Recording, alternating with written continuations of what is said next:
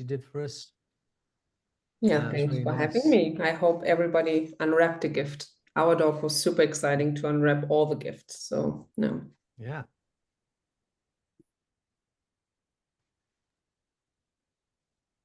There's another Diana. Diana, nice to see you, Hi, Diana.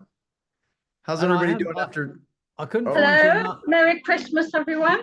Merry Christmas, and thank you for your card. I haven't. I meant to contact you, but I've been too lazy. So that's my excuse. But thank you for the card. It's nice of you. How's everyone doing since last week's call? What did we do last week? I don't even remember. Yeah, so I'll give everyone a swap back and forth. Oh, we did the parallel universes. Yeah, that's right. That's right. Did you get stuck in a nice universe? Are you still in it? Good. I was watching a film where this guy got convicted of a crime that he didn't do. And he spent I think it was best part of 20 years in prison. But he wrote a book, and what he said was, which I thought was great, kind of relates to what we were doing about the, different dimensions. He said,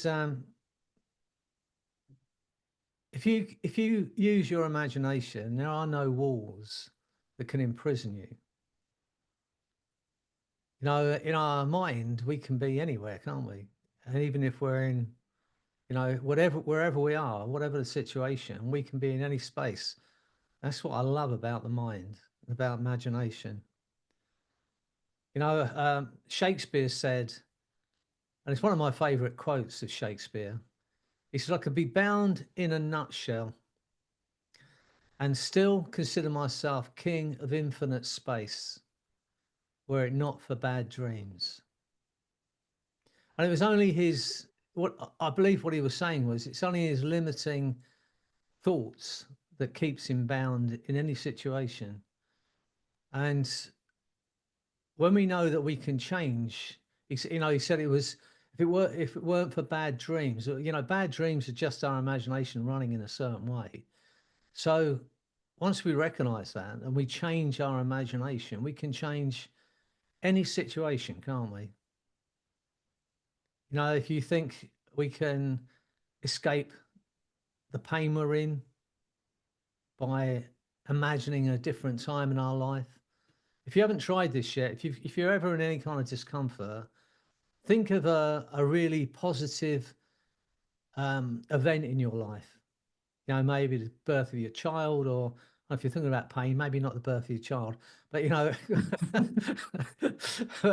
think of a positive event in your life. Maybe when you had a really good time, and then really dig into the memory. Try and remember what that person's what clothes they were wearing, what their voice sounded like, what car they were driving. And the more detail you have to get into that memory, the further away you'll get from that discomfort. So we can be in any dimension. I hope you, I know you enjoyed it last week, but the thought that we can go to any dimension we want, and we can be in any situation we want, no matter what's going on in this moment in our life. If it's any discomfort in it, or if there's anything that's making us not feel good about it, we can travel anywhere. That's what I love about it. Provided we don't get stuck there. It's so easy sometimes to get stuck in that parallel universe. As long as you have at least one toe in reality, that'll kind of, so you can get yourself back. But yeah, that's the joy of our minds. And I believe we're the only animal that has that ability to imagine these different scenarios and take ourselves away from where we are. I could be bound in a nutshell. I'll say it again so you all have it. I can be bound in a nutshell and still consider myself king of infinite space, were it not for bad dreams. Go on, Nick. Sorry, Nick. Go on. No, you're good. All right. So we're going to do an interesting process today. Before I get into that, anybody want to share? Everybody have a good Christmas? Anything from last week that stuck with you? before we get into the Dickens process today? Yeah, Dakota. Yeah. Last week was really cool. So Friday morning, I woke up and I had this. I was laying in bed, and as I was processing this information, it was just like everything just came together to where I could have the abundance that we went over last week, and I'm creating a new offer altogether where it's like 15 minutes or less, and if you don't get any relief in 15 minutes or less, then the session's free. But because of the things that we do, it's an amazing thing that just showed up last Friday morning. That's an irresistible offer. That sounds awesome. When you're in that state, that vibration of, oh, hey, I just feel like I'm a successful coach or hypnotherapist, or I feel like I'm financially well off, and I just feel that way in my body. You get different information from the field. And right now you might have all the pieces and they might be spread out. But when you get into that state and you feel like that successful person, all those pieces just kind of line up and you go, oh, like that idea was in my head all along, but it fits with this. And it's like the pathway just becomes really clear. So when we go to the end state, which we're going to do in a different way again today, when you go to that end state and you tell your subconscious mind, this is how I want to feel, this is what I want, your subconscious mind goes, oh yeah, you just do this little 15 minutes or it's free thing. And then you're like, oh shit, that makes perfect sense. Why didn't I think of that? Right? Cool. Yeah. Awesome. Thanks for the share. Anybody else? Yes, Diana. I had to go for an MRI scan. So I went to this parallel universe. I've always been scared of MRI because I don't like confined spaces. And I said to them, whatever you do, don't talk to me or touch me because I'll be somewhere else and I'll come out of it and I won't be able to go through with it. They said, all right. So I gave them precise instructions and I said, now you understand fully what I'm saying, don't you? And they said, yes. So they all went like that, put the headphones on, and then I went. It took half an hour and I didn't freak out once because I wasn't there. That's great. It was. That's a great explanation of what we're just talking about no matter what your situation is, you can go anywhere you like in your head. That's right. Absolutely wonderful. And I've always had to have sedatives before because it's coughing like, and I couldn't stand it. Now I can do it anytime. Yeah, you can just go anywhere you like. It's absolutely the same in anything's going on, dental work, anything that's going on which you think might be some kind of discomfort. Just say, okay, this is I'm that's off. right. Go elsewhere. Go somewhere. Absolutely brilliant. Yeah, great. Diana, from now on, you're going to be scared of being so comfortable in there that you don't want to leave. You're going to be afraid of how comfortable you're going to feel even just thinking of an MRI. I'll be asking for one. Yeah, that's right. You're going to, as you're falling asleep, you're going to imagine being rolled into an MRI machine and just feel so at home. It's going to be wild. It was their faces that I loved because I said, now listen, I'm going to instruct you what not to do. That's good. They understood. Well, that's good. That's the perfect piece of machinery to do some time traveling in. Mm-hmm. Yeah. Just right. They put him in a time machine. I'm off somewhere. Where shall I go? Precisely. Somewhere nice. Yeah, great. I'm really pleased. Lynn, yeah, we'd love to hear from you. Thanks, Diana. Hi, I missed last week's, I'm afraid. That's the first one I think that I've missed. I was in London at the O2 watching Paul McCartney, though, I have to say. That's fun. Yeah, it was amazing. But Diane, just saying that, I had a mini operation on Christmas Eve, 7:30 in the blooming morning. They get you in, and then anyway. And what I do, I just sort of go into kind of self-hypnosis and just talk to my unconscious mind. And so that's what I did. And the previous time I had this, I have to go every 6 months. the previous time it was general anaesthetic, and this time it was just local anaesthetic, but it can be really really uncomfortable. So I just talked to myself, talked to my body, and said, yeah, this is all for my benefit, etc., etc., and that it may be a bit uncomfortable, but can you minimize that? And it was amazing. And that was for it was about half an hour, the procedure. And yeah, so I was wide awake, but I wasn't, because I closed my eyes and just did some breathing and just calm down. That's great. And Paul McCartney, they got a radio on, and Paul McCartney, who I went on to see, it was Christmas Eve, yes, yeah. And Paul McCartney came on Live and Let Die, which he did an amazing set, and you could feel the heat from the flamethrowers and the fireworks. And he came on the radio right at the very end. Nice. Did he? Or did he? Or was it just your imagination? You'll never know. It might have been. Oh, it was, because I talked to the surgeon and that about it. Because it was nice. Right. I'm so proud you guys are applying this in all the situations in your life, right? Anytime you go into a meeting, a sales call, an operation, anything, you just imagine it the way you want it to go. You tell your subconscious mind, and then you have this level of surrender and observing yourself performing that way. You let your subconscious mind do it. And all of you, you're getting the hang of it. It's great. And I know some of you have been working at this for years, so you're very skilled at it already, but that's what we do here weekly. Excellent. All right. Is everybody ready for the Dickens process? How many of you are familiar with this or have been through it or have used it on a client? Jasmine? Tony Robbins put me twice through it. So Yes. Tony I Robbins hope yours is more gentle.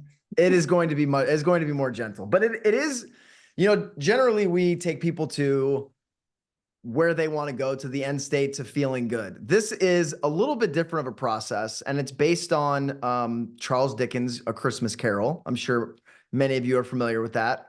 And before we get into what that is, I was listening to Alex Hormozy the other day. Anybody familiar with him? Allison, I just sent you a video.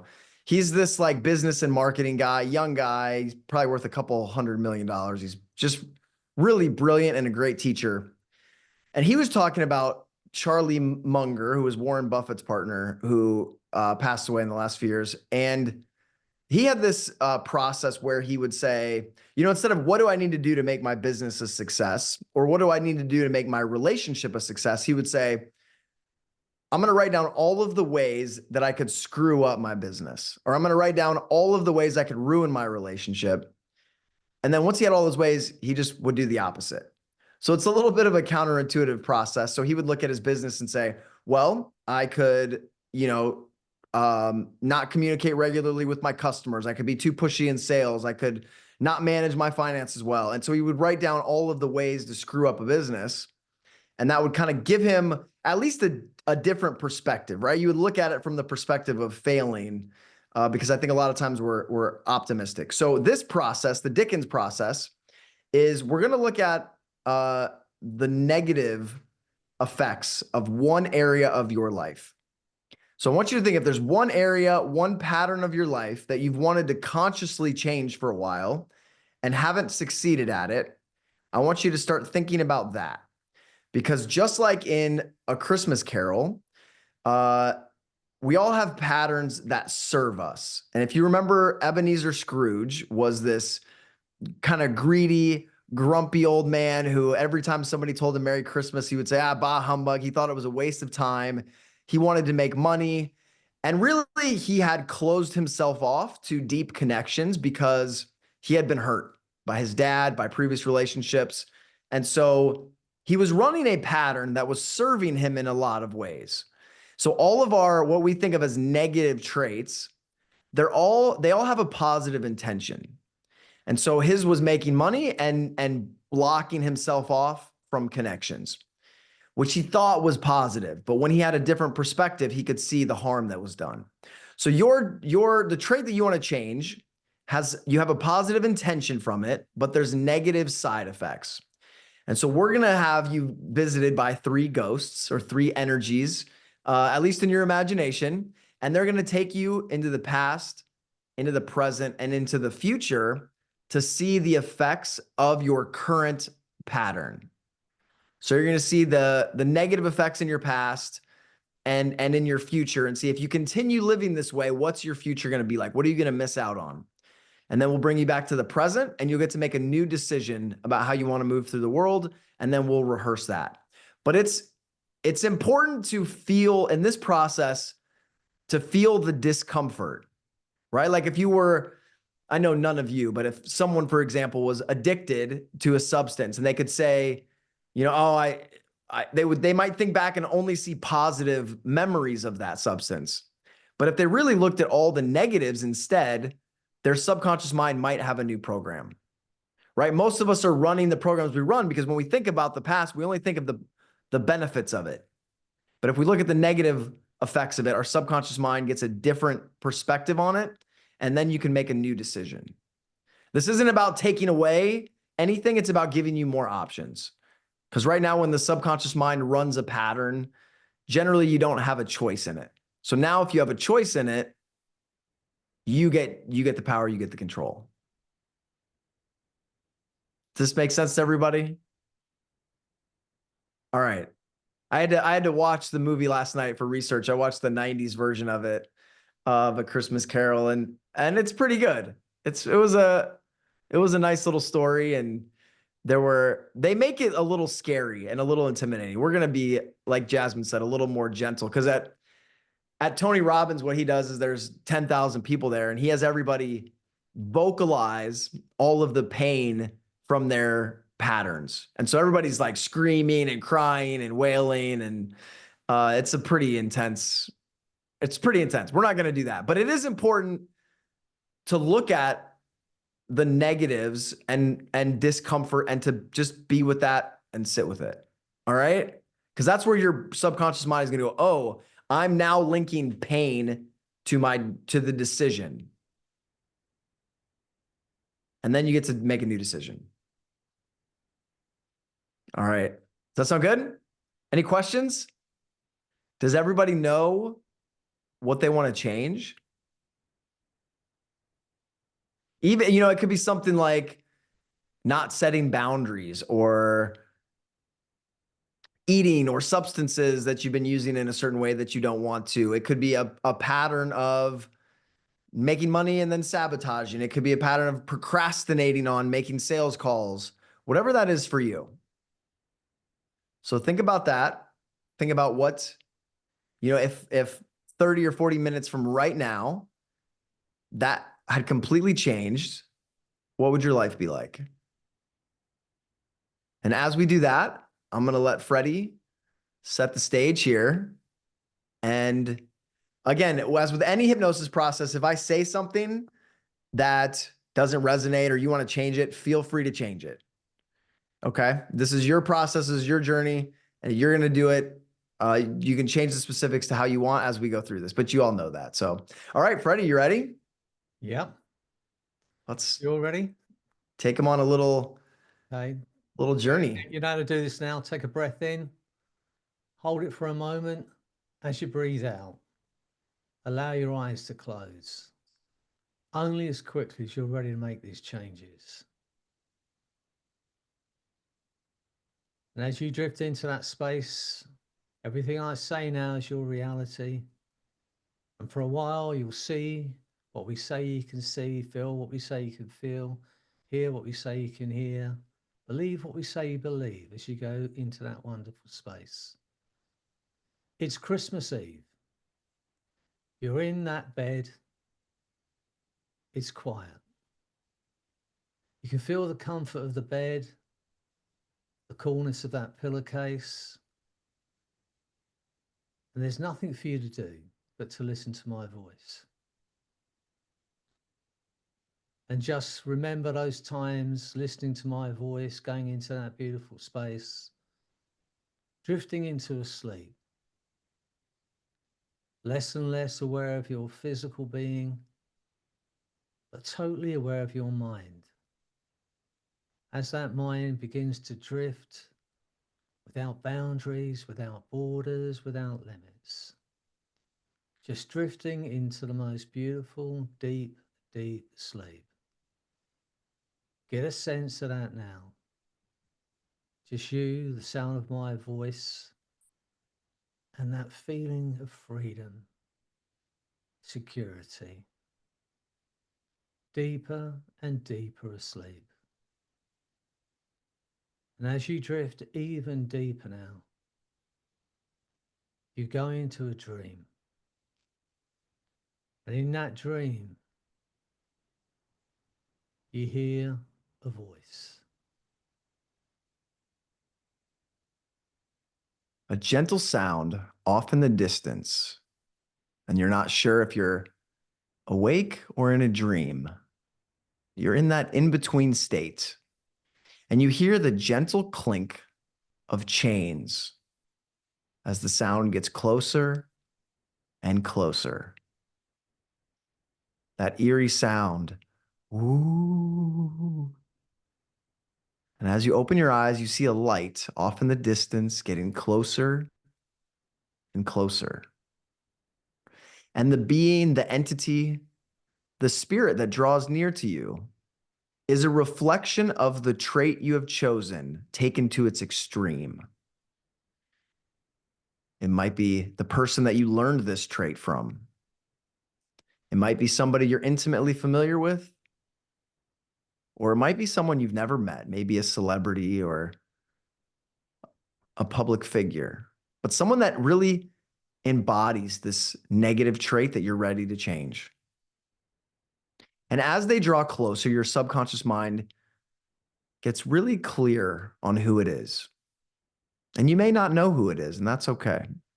But you see this light getting brighter. You see the chains that they carry, the weight of regret, the weight of bad decisions. And you hear them call out to you.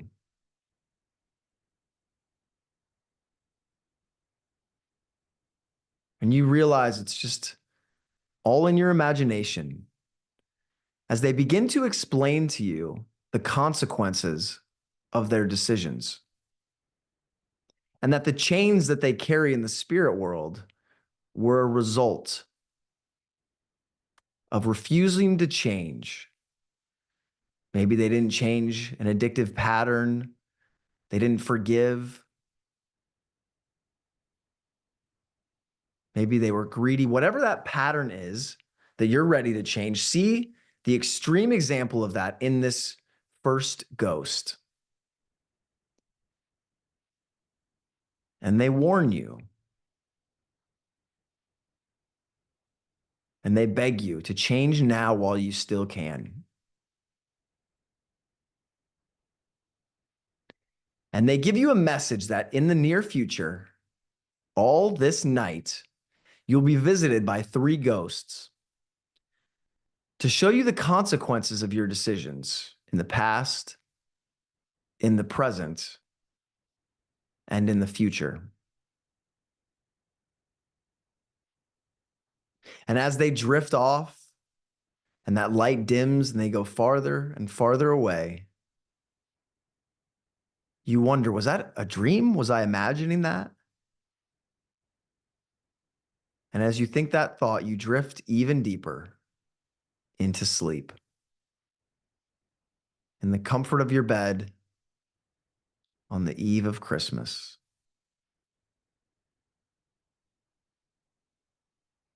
When suddenly you hear the strike of a clock. And another sound from the ghost of Christmas past, which is you from the past, a version of you that created this pattern, that strengthened this pattern. And you see this version of you as a spirit, as an energy.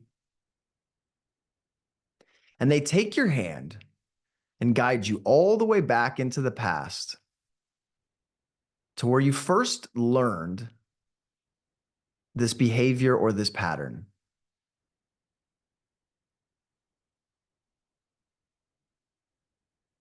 And from this perspective, you can see the positive intention for why it was created, why it was initiated. Maybe it was a moment of pain or trying to fit in. And just observe your younger self without judgment. And know that that younger version of you was doing everything they could. They were doing their best. And you cry out to them to give them some meaning, to give them some context, but they can't hear you. And so this pattern stays. And the ghost of Christmas past takes you forward in time to see your life develop with this program and this pattern, to see all of the negative consequences of being this way.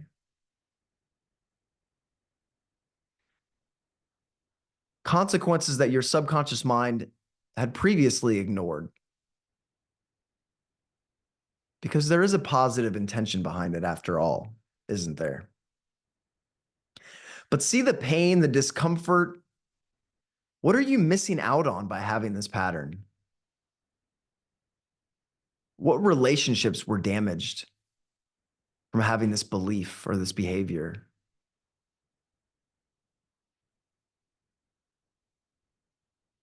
And find the feeling inside of you and maybe give it a label to describe it for what it feels like, knowing you weren't living up to your true potential then.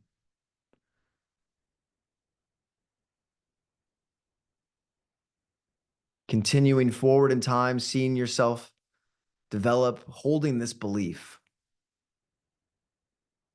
How much discomfort or pain did it cause to yourself and others?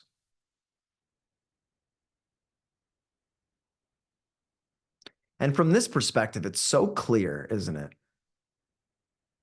But in that moment, you remember you were just doing the best that you could as you observe from the outside.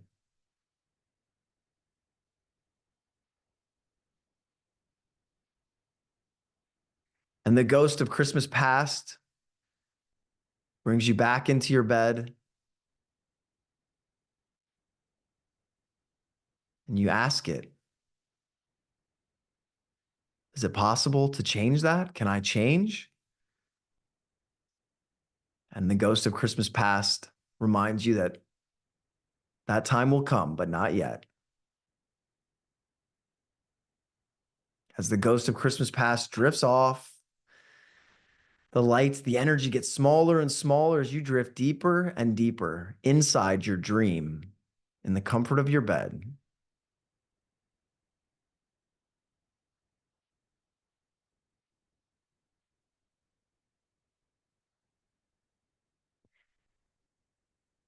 And another visitor comes into your room.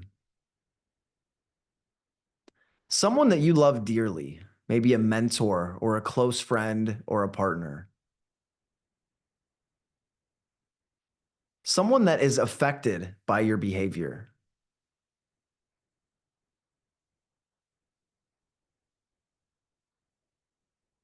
Knowing that this behavior in some way hinders your relationship, your ability to express yourself fully with them.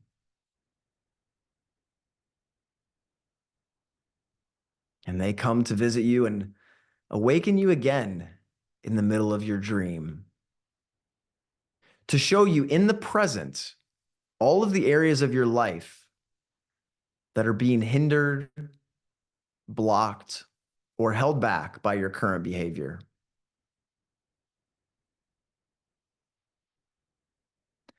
And they take you first to show you how this behavior is affecting your finances in the current moment.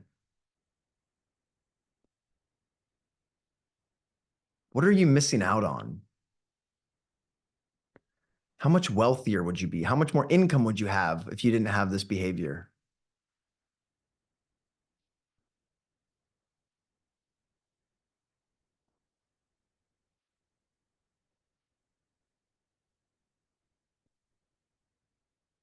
And the ghost of Christmas present shows you your relationships. How are your relationships hindered and affected and not fully expressed because of this belief or behavior or this identity that you've created?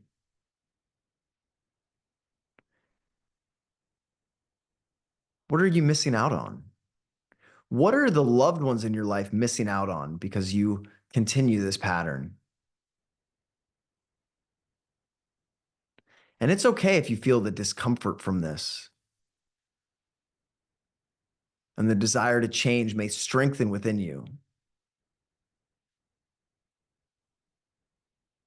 As the ghost of Christmas present shows you, how much better off would your health and your body be if you didn't have this behavior, this pattern, this worry, this energy, if you were completely free from it? But observe yourself as you are in this moment with that behavior, not fully expressing yourself physically, enduring the health consequences of this. As that desire to change grows even stronger within you, with this clarity that this behavior that at one time served you maybe no longer does.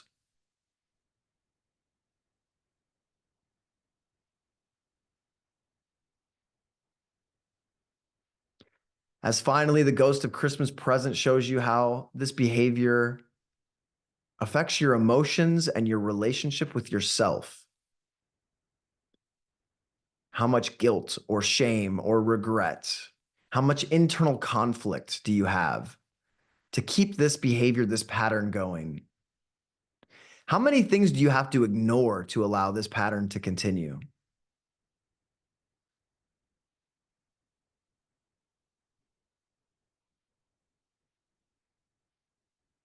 And it's so clear now, isn't it?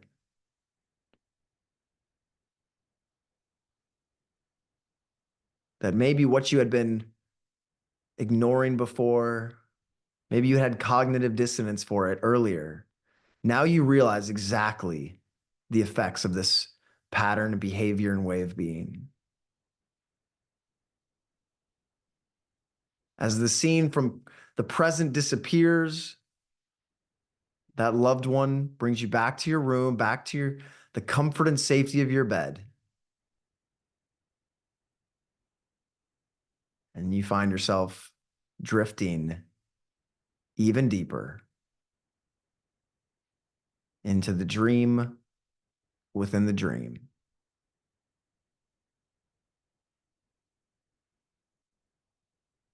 What an interesting night it's been so far. But there's one more ghost.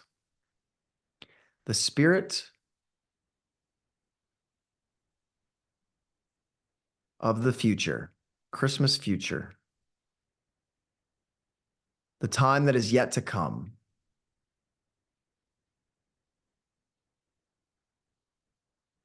And a version of you from the future comes, a version of you that has continued this pattern, that has amplified it even more. And as they show up, they take you by the hand and guide you into the future, but it's a version of you that seems foreign. A version of you that has become a victim of circumstances, has been unwilling to change, and you see it all over them. And they take you and they show you what your life will be like, what your life would be like if you refuse to change. And they show you all of the areas of your life. In 5 years from now, if you refuse to change, what are you going to miss out on?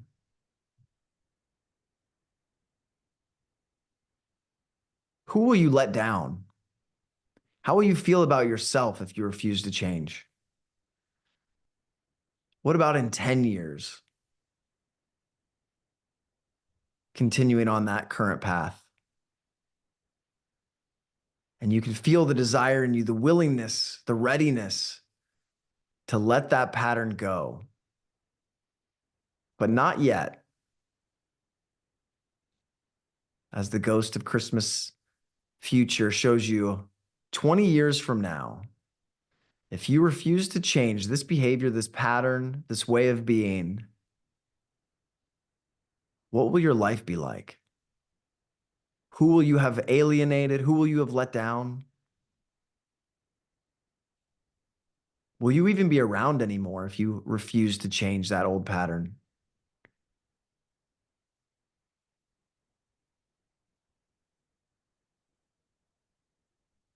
And it's okay to feel the discomfort and to realize the behavior that used to serve you no longer does. And as the ghost of Christmas future brings you back to your bed, you're ready to make a decision.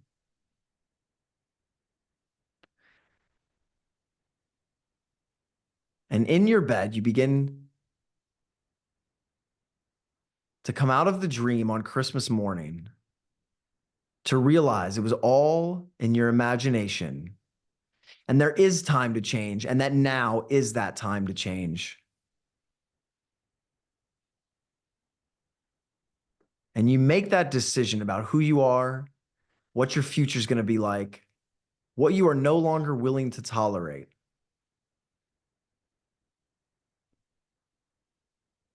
And as you make that decision, you're going to be guided into your new future, your new way of being, to see how incredible life is about to become.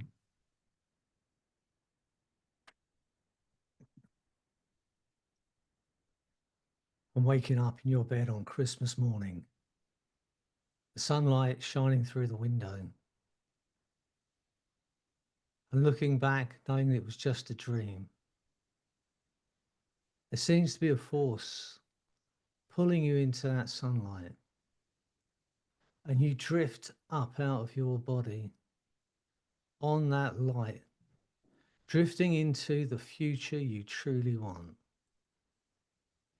A feeling of freedom, free of the past, free of those old decisions, free to be.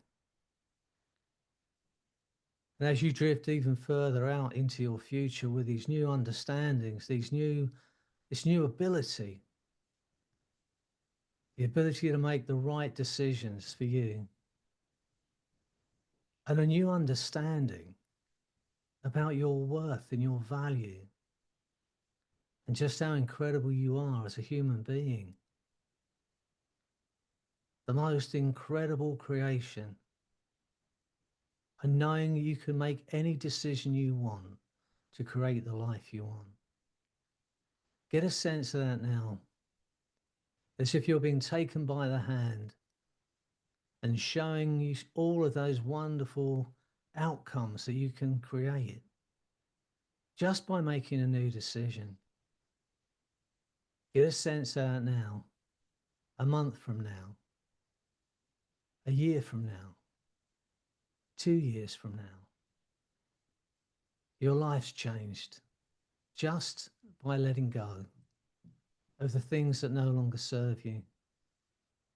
Get a sense of that now, 3 years from now, 4 years from now. And looking back to now and noticing all the decisions you made, the changes you made, the beliefs you changed that led you to that wonderful outcome. Realizing the powers you have within you. Knowing you have all the resources you need, all the natural intelligence you need, all the strength you need to create that life you want. And get a sense of just writing down those new decisions. Creating a system that you can use that will enable you to achieve those wonderful outcomes. And knowing that you can change your goals at any time, but having a system,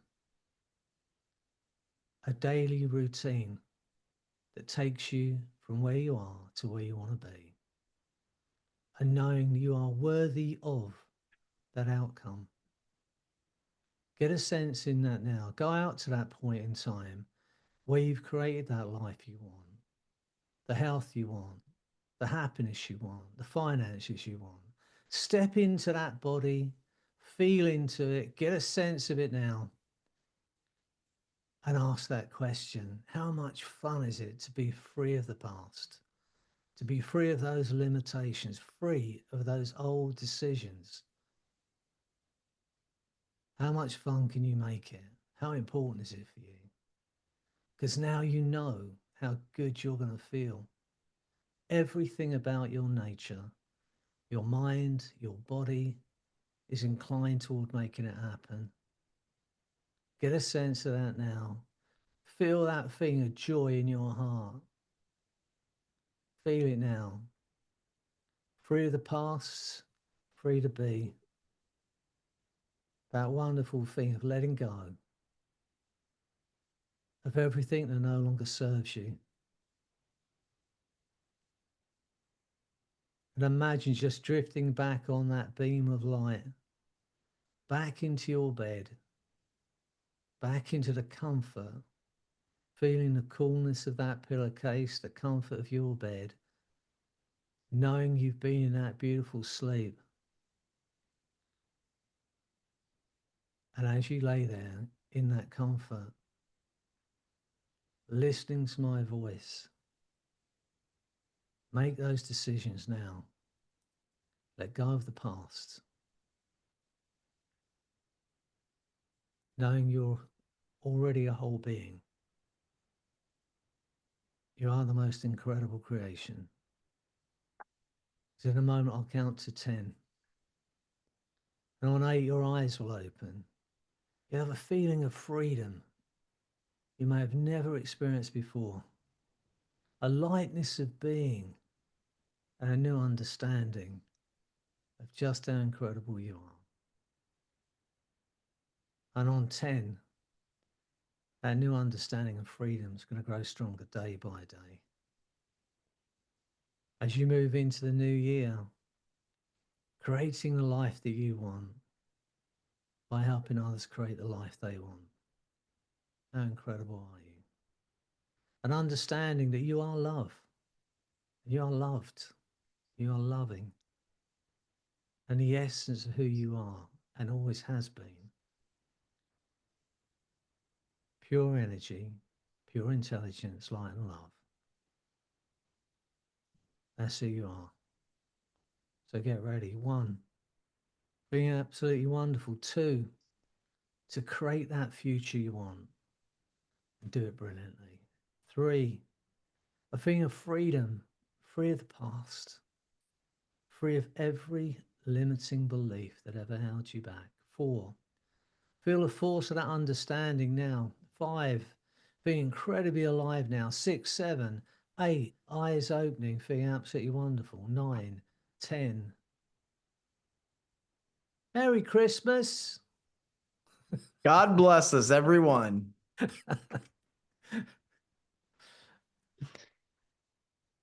I hope you enjoyed the trip. So I have some thoughts on that process that I'll share, but I want to hear from all of you first. How was it? Who wants to share first?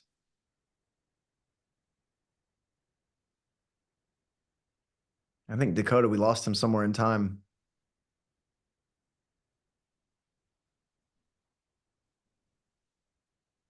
Did anyone have any realizations, self-awarenesses?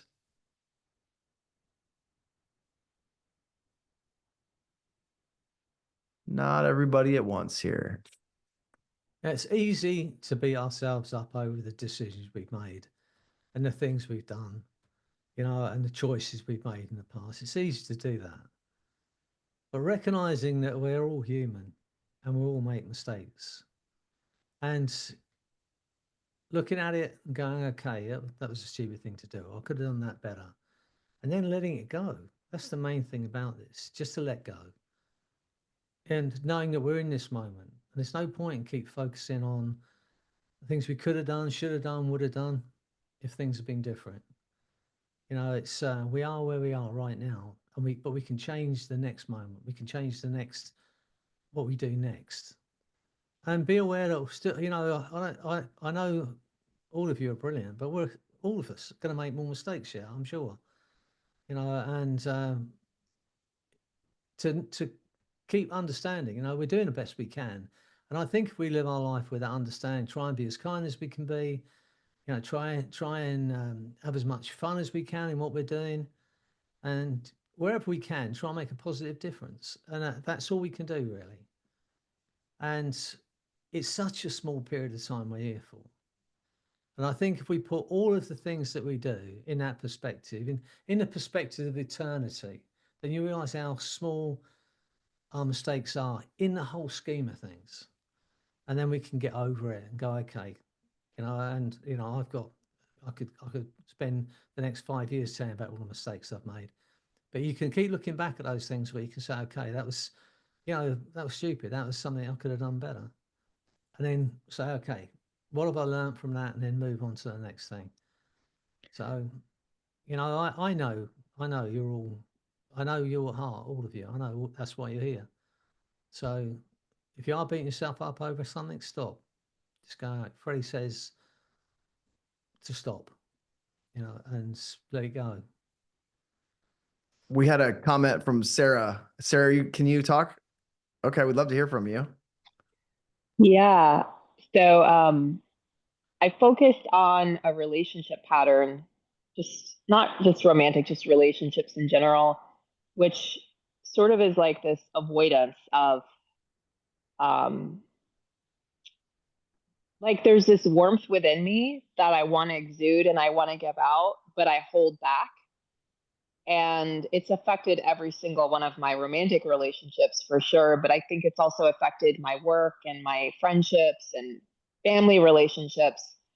And like the love language we learned in my family was sarcasm. So I've spent the past decade or 15 years trying to really working hard to step away from that because it doesn't serve and it hurts people.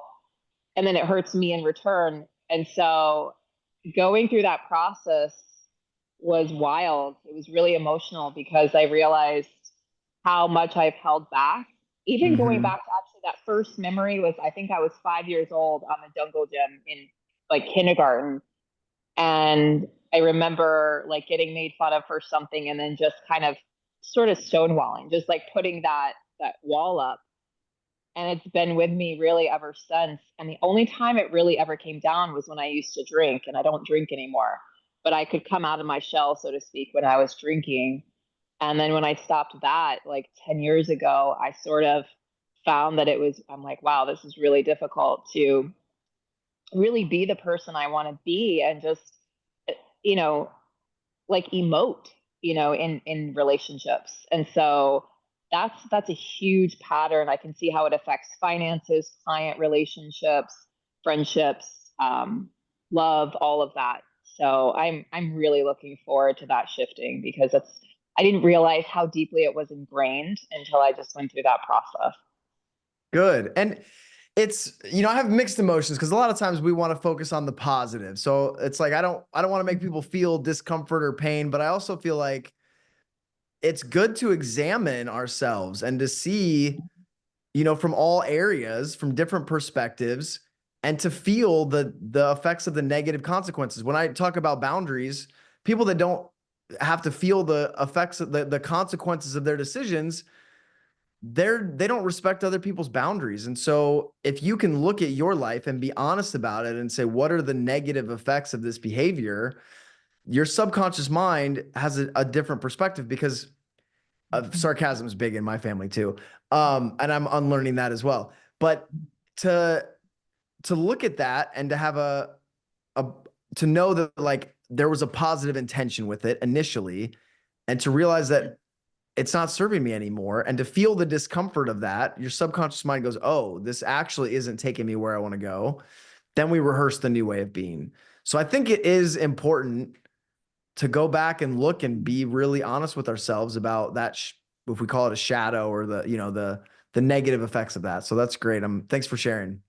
Yeah, thank you. And Sarah, you look like you've had a weight lifted. I don't know what's going on, but you look great. Thank you. Thank you. I'm working through a lot of stuff like simultaneously right now. So there's a lot of shadows being worked through in layers. And, you know, divorce will do that for you. It has you really examine yourself in ways that you didn't necessarily want to, but that you really needed to. You know, Yeah. I think for me, what's made it easy for me in therapy, not in therapy, but working as a therapist, you know, I believe that our unconscious, subconscious mind is only ever trying to do one of two things for you. It's either trying to give you pleasure or it's trying to protect you.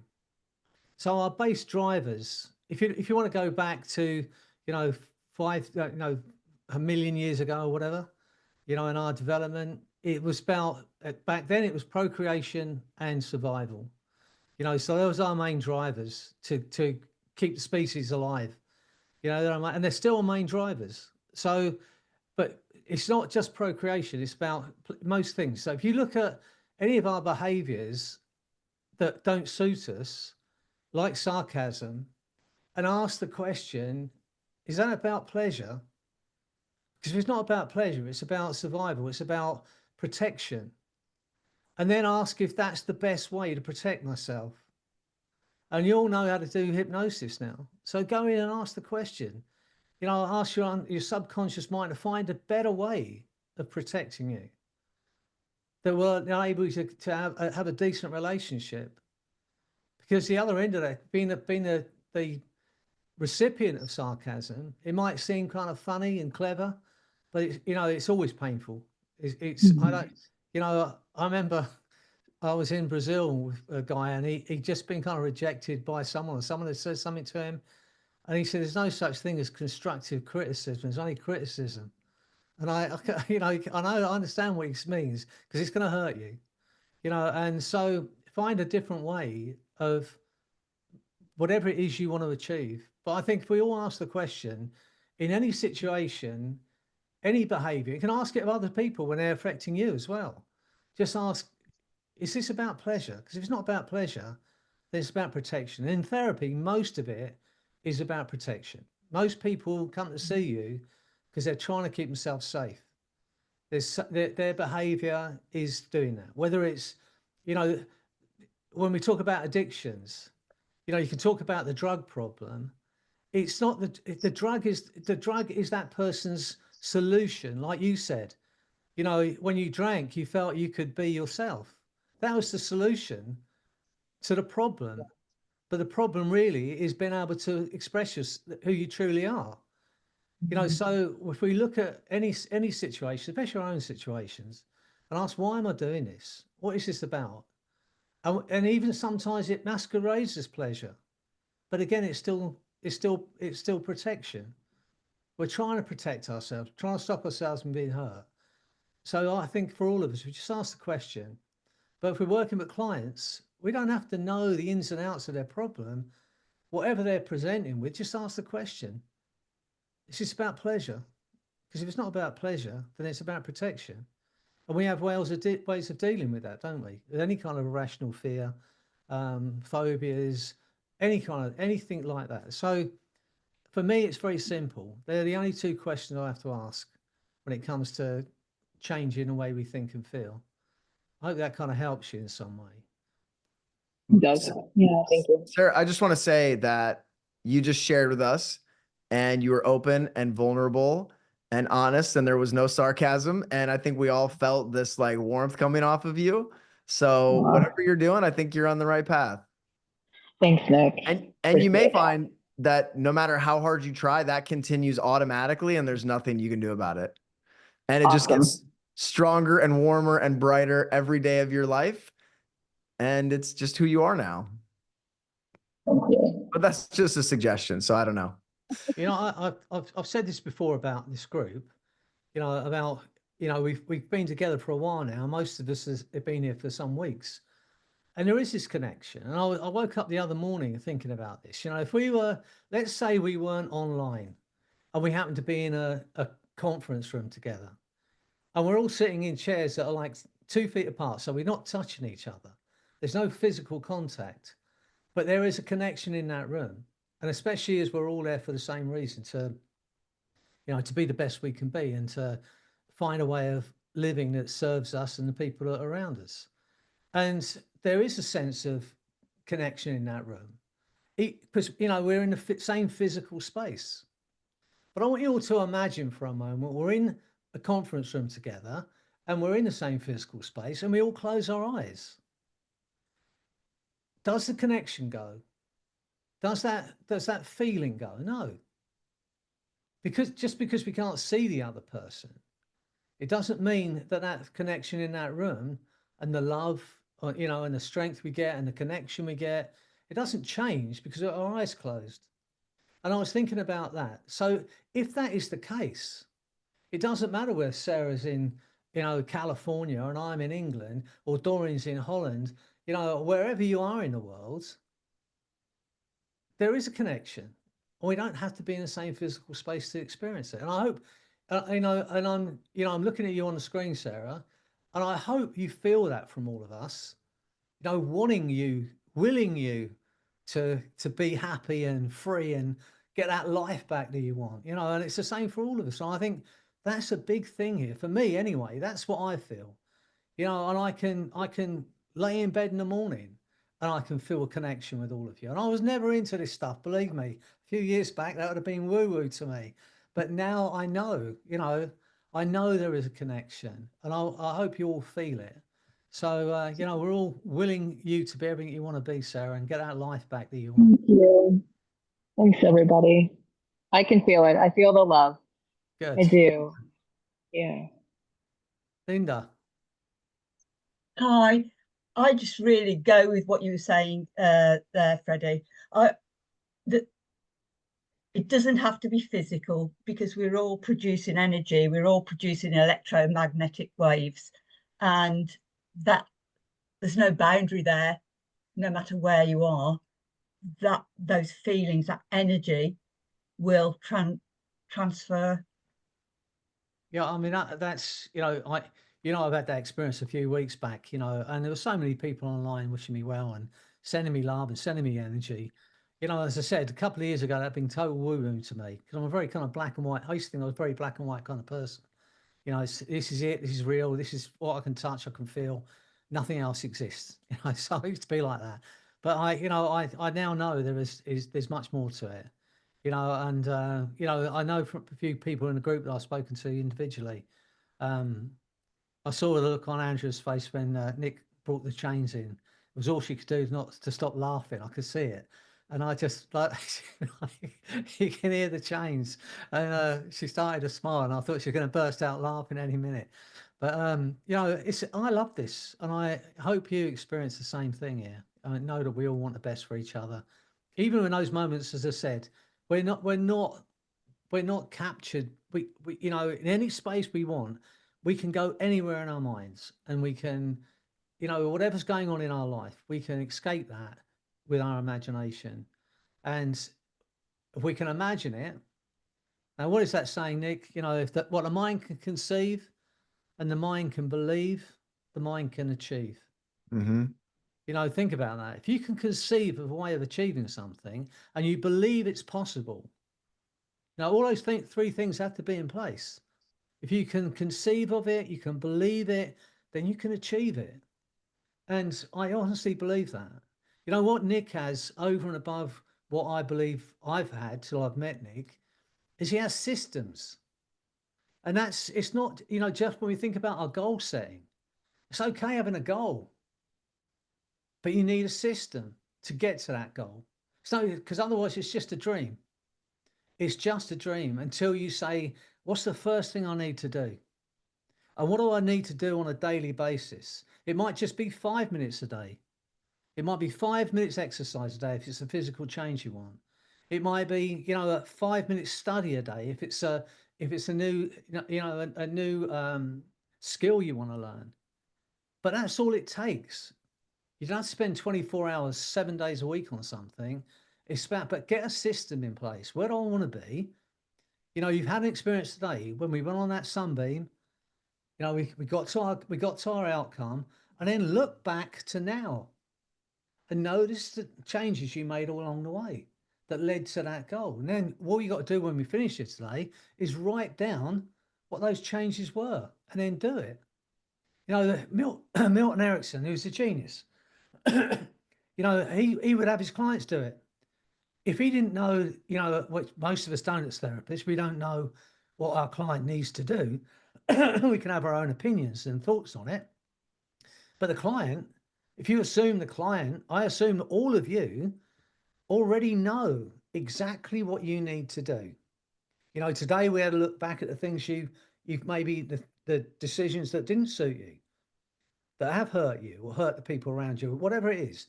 And that's looked at and done. You felt the pain of it. But if we look into the future, and what Erickson would do, he would say, okay, let's say it's a weight loss goal. He'd say, okay, he'd take him into trance. They say, go out into the future. It's 6 months from now. You're 9 stone, your body's toned, you look great, you feel great. Step into that body, feel what it feels like. Now look back to now and notice all the changes you made along the way, the things that you did. And then he'd bring them out of hypnosis. And he'd say, okay, tell me what all the changes were. They go, well, I stopped eating cake and I started doing some exercise, drank more water. You go, okay, close your eyes, go into trance. From today, you'll stop eating cake, you'll drink more water. He just repeated back to them in trance what they told him they needed to do to achieve the goal. I mean, that's genius, is it not? You know, and that's all we have to do. Go out to a point in time where you've created the body you want, you've created the life you want, the relationship you want. And then look back to now and say, okay, first thing I did, I stopped being sarcastic in my relationships. That's okay, that's ding, that's off the list. You know, whatever it is that you know, right, these are the things like changes I made that led to that goal. And then, you know, write them down, come out of it, write it down, write a system down, and then commit to it. That's the other thing. It's, you know, Nick's talked about this before, about virtues. He talks about goal setting. I mean, he's the man, honestly. You know, he knows all this stuff. But, you know, it's small things. It's not, you know, because otherwise we set ourselves too big a goal. We don't do it. Then we feel bad about ourselves, beat ourselves up. We stop. But if you say tomorrow, the first thing I'm going to do tomorrow is this. That's the first thing I'm going to change. And I'm going to do that consistently, X amount of times a week. And then commit to it and do it for a week and then add something to that. You know, and then I'm going to do this. Instead of, because otherwise we think, you know, it's such a big, long road sometimes. You think, I'm never going to make it. And you stop before you even start. But doing what we did today and what Nick's, you know, created here today, if you want to look back and think about the pain it's caused, you know, and so you have a reminder of it, I would say then let that go and go out on that sunbeam, go out into the future, see yourself having achieved what you want to achieve, step into it, feel into it. I'd always ask you to ask the question, how much fun is it?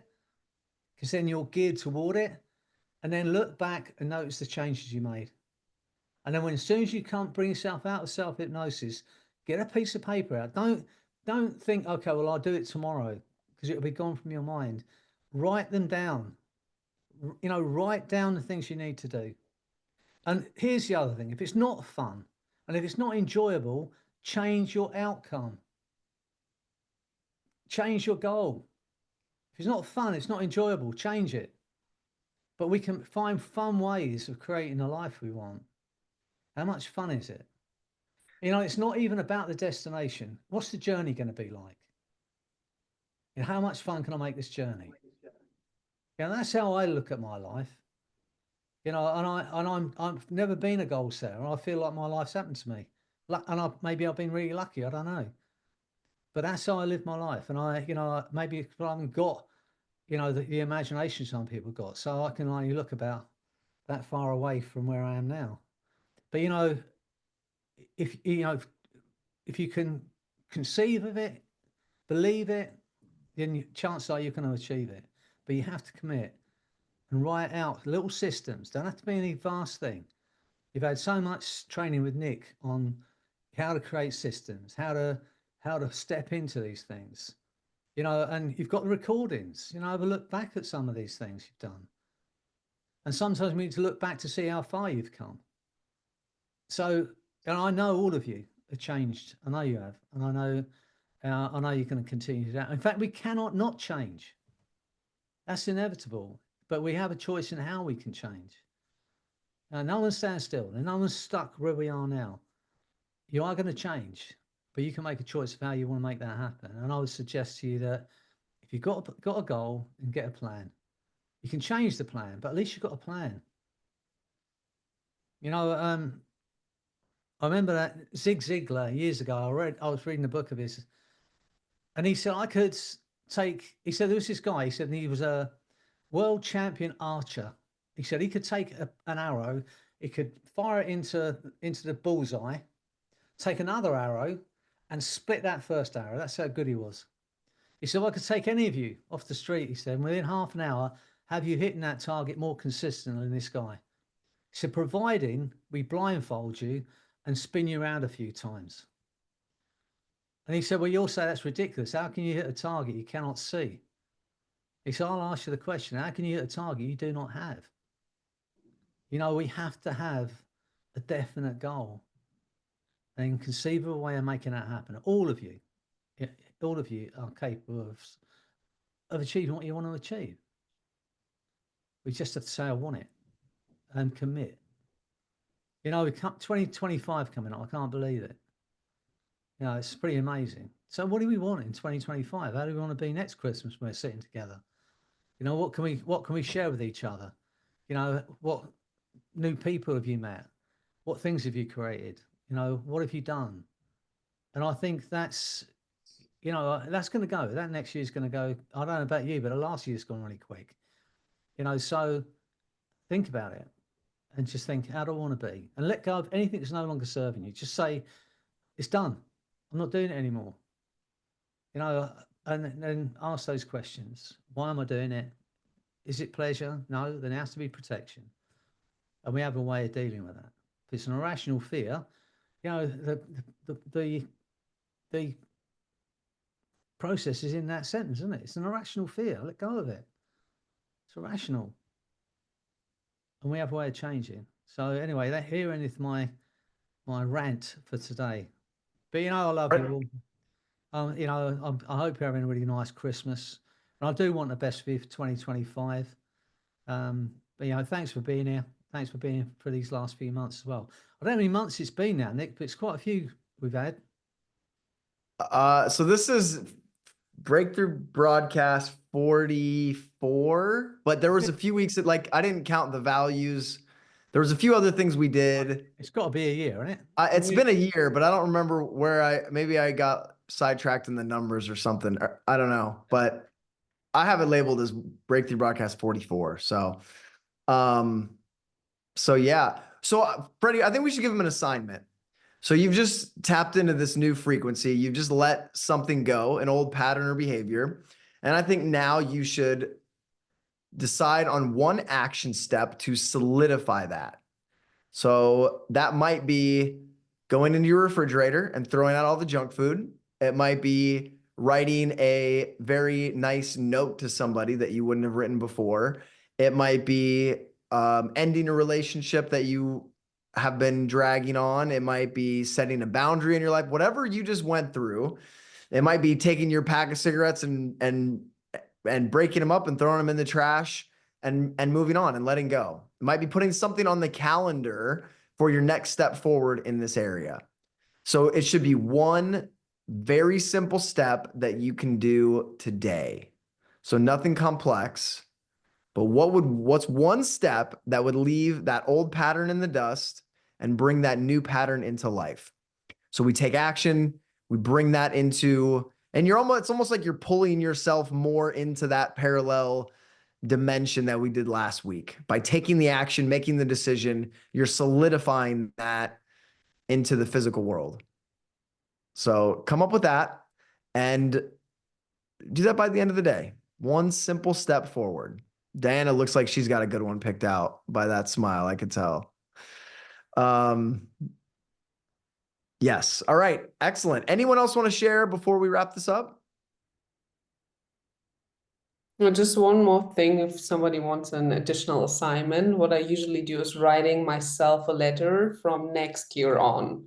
like Jasmine 2025, like what would have happened, and write it already as it would have happened.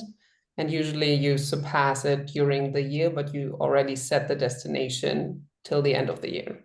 Love it. I think there's services also that mail those to you at a certain date. So like you could write the letter for 5 years from now, and then it'll show up in the mail one day. You'd be like, oh my gosh, I forgot I wrote this. What's it say? I think there are services that do that, but excellent. I love that. I've done that before. That's a great tip.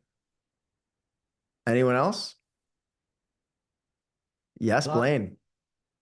Hello, I just want to say it's a time of Christmas blessings, and I truly am so appreciative of this group, and you're certainly one of the blessings in my life. And Thursday, you know, everyone knows where I am on a Thursday.